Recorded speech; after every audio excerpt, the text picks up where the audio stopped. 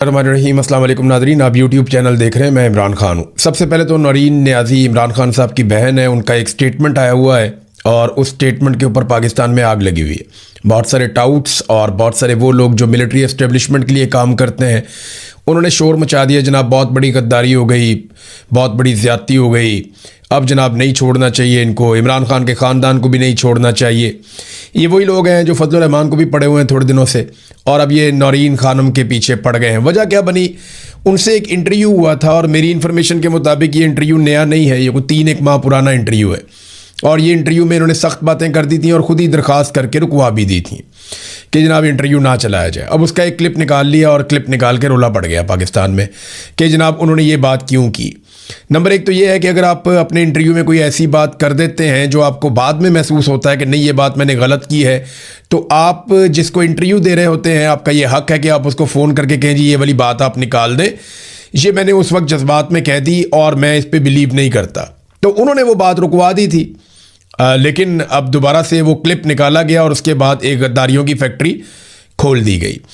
तो मैं आपको ये बता देता हूँ कि एक्चुअली वो स्टेटमेंट क्या है। स्टेटमेंट तो ये उन्होंने कहा जी कि जब पूछा गया उनसे बार बार कि ये जो मार्का हक हुआ इंडिया और पाकिस्तान की लड़ाई, तो फ़ौज की तारीफ़ करवाने की कोशिश की जा रही थी एंकर साहब की जानिब से। तो वहाँ पे नौरीन खानम ने कहा जी कि वो तो मोदी और पाकिस्तान की फ़ौज ने मिल के, यानी नूरा कुश्ती का तासुर दिया जनाब उन्होंने, कि ये तो मिल के किया इन्होंने काम। फिर आगे वो बहुत सारी बातें करती चली गई कि पाकिस्तान इसराइल को तस्लीम करने वाला था, फिर इंडिया के पीछे इसराइल खड़ा था, फिर उन्होंने कहा इंडिया बहुत ताकतवर बड़ा मुल्क था। अब वो ये सारी बातें कर रही थी और डोनाल्ड ट्रंप बीच में आया, तो डोनाल्ड ट्रंप को पाकिस्तान से क्यों प्यार है, वो एक्चुअली मोदी को दबाना चाहता है। तो वो अलग अलग बहुत सारी चीज़ें उन्होंने वन गो में कह दी। अब ये सारे कह रहे हैं जनाब कि ये मार्का हक पे तो पाकिस्तान ने बड़ी कामयाबी हासिल की इंडिया के खिलाफ, तो ये तो पाकिस्तान की फ़ौज के साथ, पाकिस्तान के साथ गद्दारी हो गई। ये जो इन्होंने कह दिया कि जनाब पाकिस्तानी फ़ौज जो है वो मोदी के साथ मिली हुई थी और मिलकर इन्होंने ये कारनामा किया है। देखें जी, इसको 2-3 पहलू हैं, वो सारे मैं आपके सामने रख देता हूं। नंबर एक तो ये है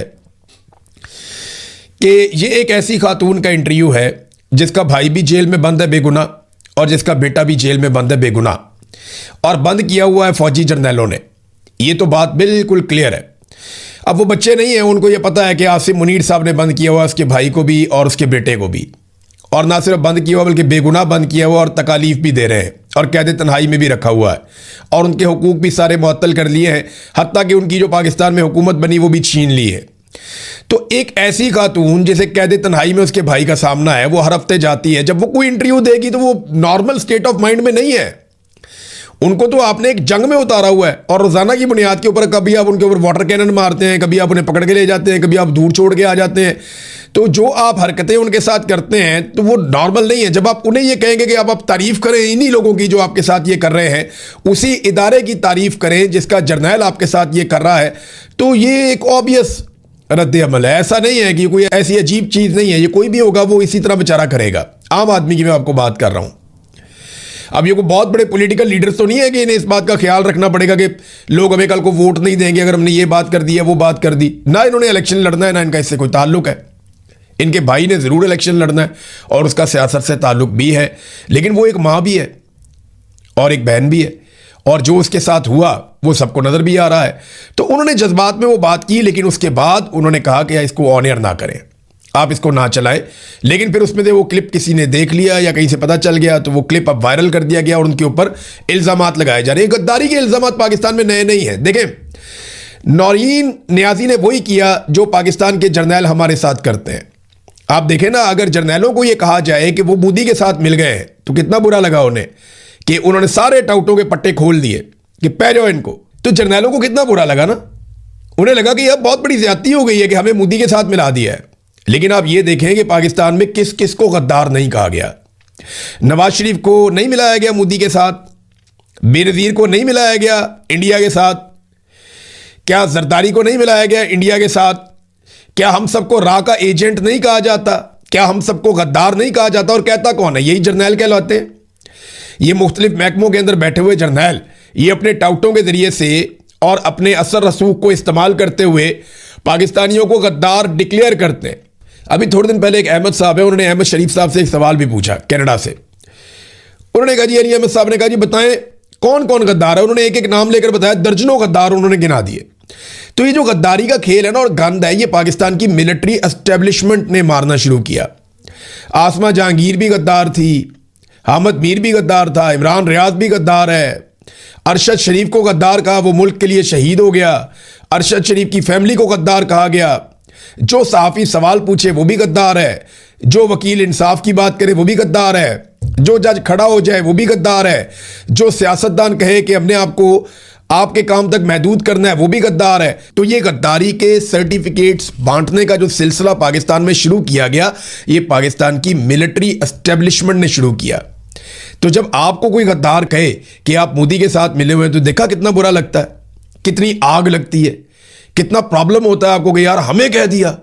भैया आपने पूरी कौम को गद्दार बना दिया, आपने सारे बलोचों को गद्दार बना दिया, आपने सारे बंगालियों को गद्दार बना दिया, आपने सारे कबायलियों को गद्दार बना दिया, आपने सारे पंजाबी सवाल उठाने वालों को गद्दार बना दिया, आज आपने पूरे कश्मीर को गद्दार बना दिया, आपने तो पूरी महाजर कौम को गद्दार बना दिया था। हर एक को आपने गद्दार बनाया। सोचें उनके दिलों पे कितनी छुरियां चलती होंगी, उन्हें कितनी तकलीफ होती होगी कि आपको एक जुमले से इतनी तकलीफ पहुंची है। तो जो आपने आग लगाई है ना, वो आपके घर तक तो आनी थी, और ये भी और ज्यादा आएगी। लोग ये कहेंगे कि आपने पाकिस्तान के साथ गद्दारी की, आपने पाकिस्तान को तोड़ा, आपने बार बार पाकिस्तान का आइन तोड़ा। असल में गद्दार कौन है पता है आपको? ये नौरीन नियाजी अपने एक स्टेटमेंट से गद्दार नहीं हो जाएगी। गद्दार वो है जिसने आइन तोड़ा और आइन के अंदर लिखा हुआ है कि वो गद्दार है। गद्दार वो चारों डिक्टेटर है और उनके बाद आने वाले फौजी जर्नैल हैं जिन्होंने बार बार आइन की खिलाफ वर्जी की। आसिम मुनीर साहब ने कितनी दफा आइन तोड़ा है पता है आपको? ताकत के बलबूते के ऊपर कैसे आइन तोड़ा पता है आपको? जानते हैं आप किस तरह इलेक्शन पाकिस्तान में नहीं होने दिए गए, कैसे पूरा इलेक्शन एक चोरी कर दिया गया? ये है गद्दारी। तो गद्दारी के सर्टिफिकेट जो आप लोगों को बांटते थे अब वापस आए हैं, तो बहुत तकलीफ हो रही है। मैं इत्तफाक नहीं करता जो बात नौरीन नियाजी ने की, लेकिन एक लम्हे के लिए आप नौरीन नियाजी की जगह पे अपने आप को रखें कि आपका बेटा और आपका भाई दोनों बेगुनाह जेल में बंद हैं और फौजी जर्नैल ने बंद किए हुए हैं।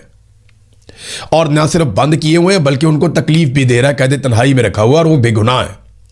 और आपकी बेबसी, आप कुछ भी नहीं कर सकते। उस वक्त कोई आपके सामने माइक लेकर आए और आकर कहे जिन्होंने तुम्हारे भाई को और बच्चे को बंद किया उनकी तारीफें करो, तो वो कर सकता है। आपसे भी नहीं होगा, ये किसी से नहीं होगा। ये इमरान खान का ही बहुत बड़ा दिल है, वो जो कहता है कि मुल्क भी मेरा, फौज भी मेरी है। हालांकि जर्नैलों ने इमरान खान को सारा कुछ किया, उनकी हुकूमत गिराई, उनके साथ ज्यादती की, लेकिन इसके बावजूद इमरान खान ये कहता है कि मुल्क भी मेरा है, फौज भी मेरी है। और किसी को थोड़ी सी भी अकल हो ना तो इससे फ़ायदा उठा ले। नाज़रीन, इमरान खान साहब की मुलाकातों का जो केस है वो सुप्रीम कोर्ट ऑफ पाकिस्तान में लग गया और इसकी तफसीलात यहाँ मेरे पास मौजूद हैं। इमरान खान की बहन उज़्मा खान ने यह केस किया हुआ है और 3 रुकनी बेंच 20 जुलाई को इस केस की समाअत करेगा, यानी मंडे वाले दिन। और उम्मीद है कि शायद इमरान खान साहब की मुलाकात का कोई रास्ता खुल जाए, क्योंकि इसमें अदालत ने गुज़िश्ता समाअत पर सुप्रिटेंडेंट अडियाला जेल और एडवोकेट जनरल इस्लामाबाद से जवाब तलब किया था। अब देखें जवाब आता क्या है और उसके बाद सुप्रीम कोर्ट किस किस्म का ऑर्डर देती है कि ठीक है जी, अब आप इमरान खान साहब से मुलाकात करवाएं उनकी फैमिली की। उनकी फैमिली ये कहती है कि हमें इस बात का खदशा है कि इमरान खान के साथ ज़रूर कुछ ऐसा किया जा रहा है कि हमारी उनसे मुलाकात रोकी हुई है। यानी अगर हम मिलेंगे तो हमें आइडिया हो जाएगा कि इमरान खान के साथ क्या किया जा रहा है, या वो हमें बताएंगे कि क्या सूरत हाल है इस वक्त। तो कुछ ऐसा छुपाया ज़रूर जा रहा है जिसे जानना हमारा हक है, तो हमारी इमरान खान से मुलाकात करवाई जाए। मौलाना फजलुर रहमान साहब के एक भाई हैं मौलाना अताउर रहमान साहब।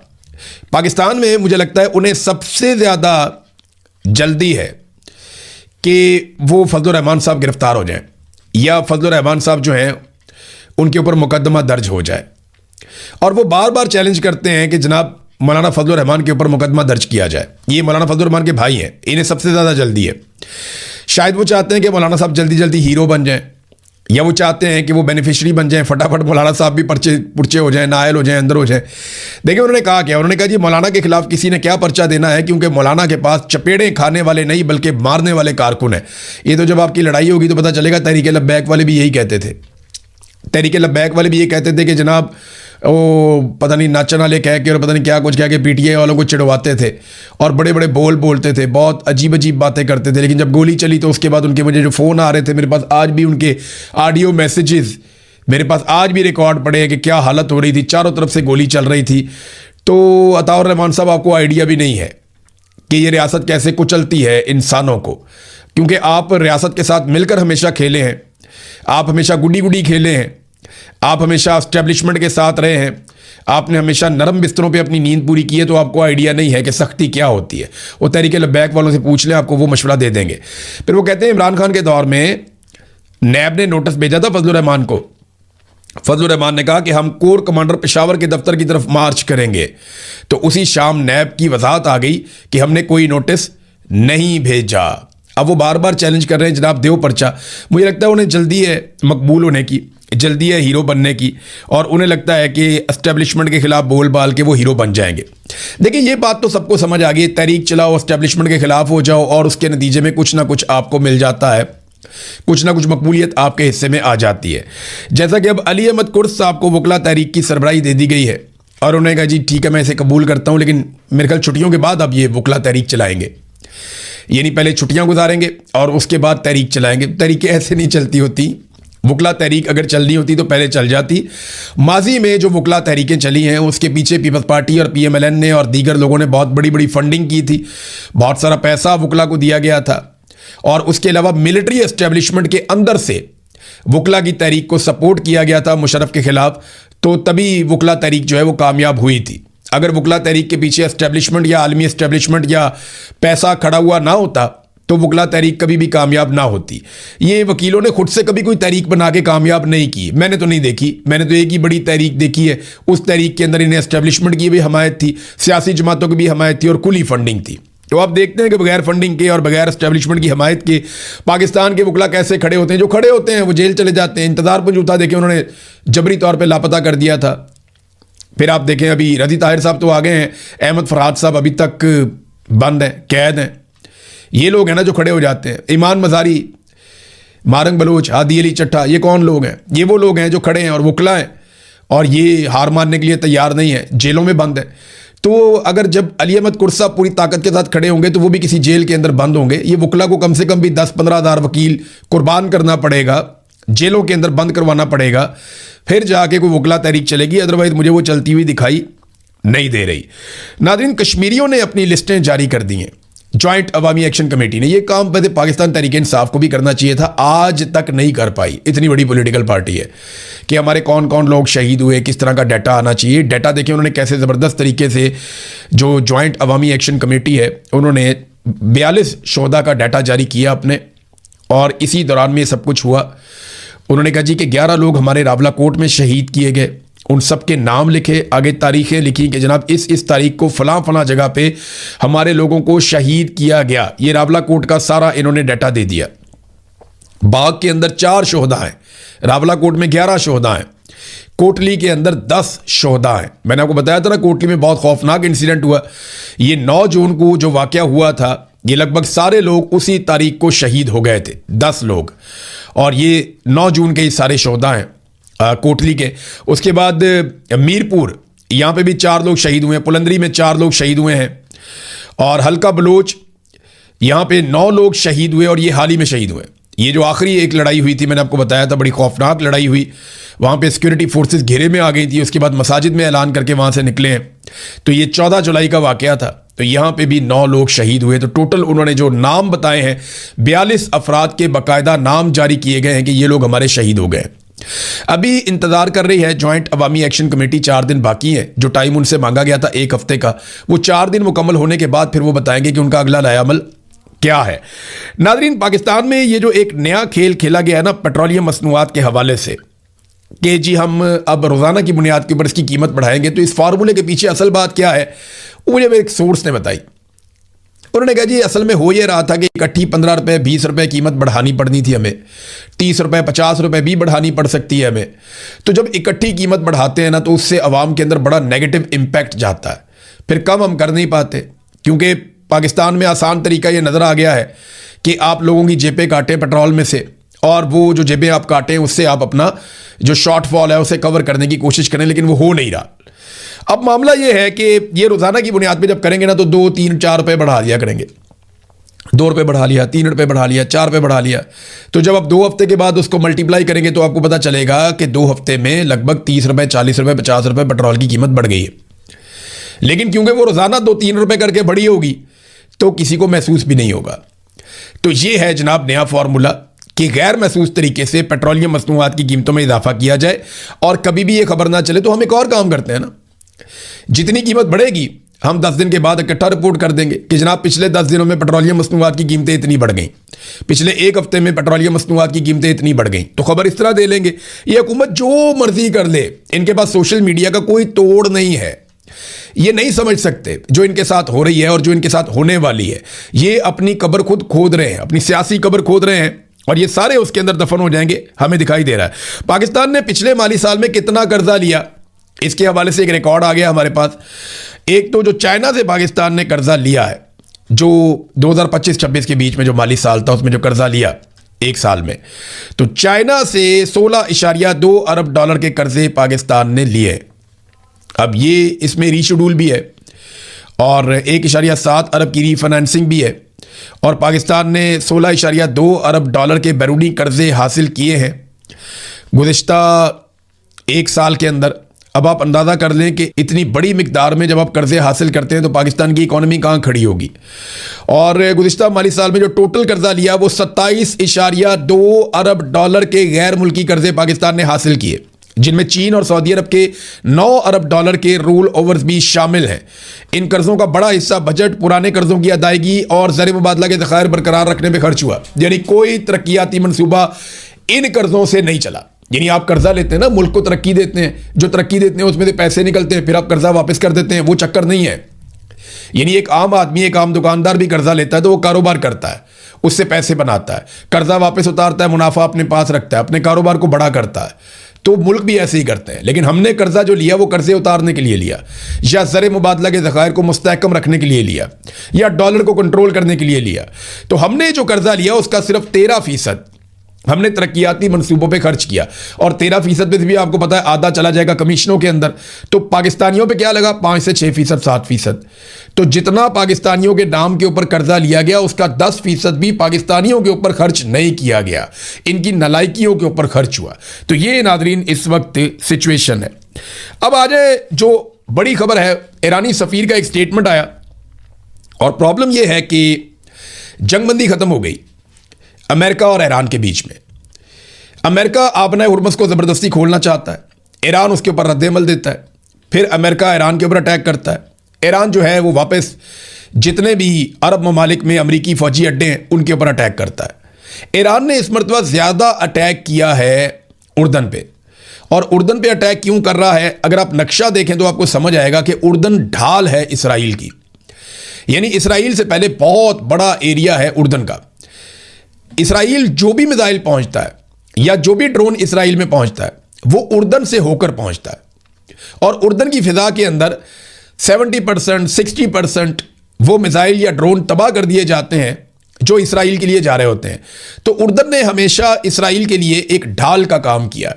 अब ईरान उस ढाल को तोड़ने पे काम कर रहा है। ईरान ने इसराइल को कोई बम नहीं मारा, इसराइल के ऊपर कोई बड़ा अटैक नहीं किया, लेकिन उसके जो हमले हैं वो कुवैत के ऊपर, यूएई के ऊपर, और अब हाल ही में 4 महीने के बाद ईरान ने पहला हमला किया सऊदी अरब के ऊपर भी। यानी 4 महीने से कोई हमला नहीं किया था, अभी सऊदी अरब पे उसने अटैक किया है।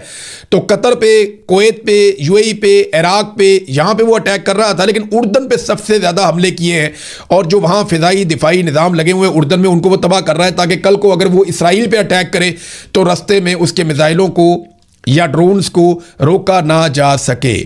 अब जो ईरानी सफ़ीर हैं पाकिस्तान में वो क्या कहते हैं कि पाकिस्तान की जो चंद माह की सालसी है ये 14 नकात पर मुश्तमिल एक याददाश्त थी और इस पर इत्तफाक हुआ था। फैसला किया गया था कि मुज़ाकरात 6 माह बाद दोबारा शुरू किए जाएंगे। ताहम अमरीका ने इस मफाहमत की याददाश्त की शराइत के बरक्स मनमानी तशरीह की और अपने हुर्मुज़ के कुछ हिस्सों पर कंट्रोल हासिल कर लिया। जो मैदान में वो हासिल नहीं कर सका वो मुआहदे की आड़ में वो करने की कोशिश कर रहा था। तो ईरान ने जनाब इसको कबूल नहीं किया और ये मफाहमती याददाश्त की खुली खिलाफ वर्जी थी। अब अमेरिका ने मफाहमत की याददाश्त की शराइत और बैनुल अक़वामी असूलों के बरक्स एक जंग का आगाज़ कर दिया है और इंफ्रास्ट्रक्चर को तबाह कर रहा है। आलमी बरादरी से ये तवक्को की जाती है कि वो इस जारहाना और लापरवाह इक़दाम की शदीद मज़म्मत करेगी। वैसे अभी तक पाकिस्तान ने या कतर ने अमेरिका की मज़म्मत नहीं की, लेकिन आप ये देखिएगा कि जो अरब ममालिक में ईरान जवाबी कार्रवाई कर रहा है, बहुत जल्द पाकिस्तानी मौलवी और पाकिस्तान की गवर्नमेंट बहुत जल्द आप देखेंगे कि वो मजम्मत करेंगे ईरान की कि आप अरब ममालिक में जो अमरीकी अड्डे हैं उन पे आप अटैक ना करें। अच्छा, वो भी अरब ममालिक में अमरीकी अड्डों पे अटैक कर रहा है ईरान। जो समंदर के अंदर अमरीकी बहरी बेड़े हैं उनके ऊपर कोई बड़ा हमला नहीं किया गया, लेकिन ईरान ने वार्निंग जारी की है। तो देखते हैं कि आपने हुर्मुज़ पे कंट्रोल किसका रहता है। अमेरिका के लिए इज्जत बेइज्जती का मसला, उनको खुलवानी पड़ेगी हर हाल में। उनकी प्रॉब्लम भी कोई नहीं समझ रहा, उन्हें हर हाल में आपने हुर्मुज़ को खुलवाना पड़ेगा। उनकी साख खत्म हो जाती है अगर वो ये नहीं करते। और ईरान वो काबू करके बैठा हुआ कि मैं तो नहीं इसको अब खोलने दूंगा। ईरान को एक ऐसी चीज़ मिल गई है, सोने की चिड़िया। वो समझ गया है कि ये है उसकी एक स्ट्रेटेजिक एक डेप्थ, यानी जहां पे कंट्रोल करके वो बड़े बड़े हमलों से और बहुत सारी चीज़ों से अपने आप को बचा सकता है। तो अब ईरान भी पीछे नहीं हटना, अमेरिका भी नहीं हटता, और हम सालिस के तौर पे छोटे मोटे सालिस से हम क्या कर सकते हैं, इंतज़ार ही कर सकते हैं।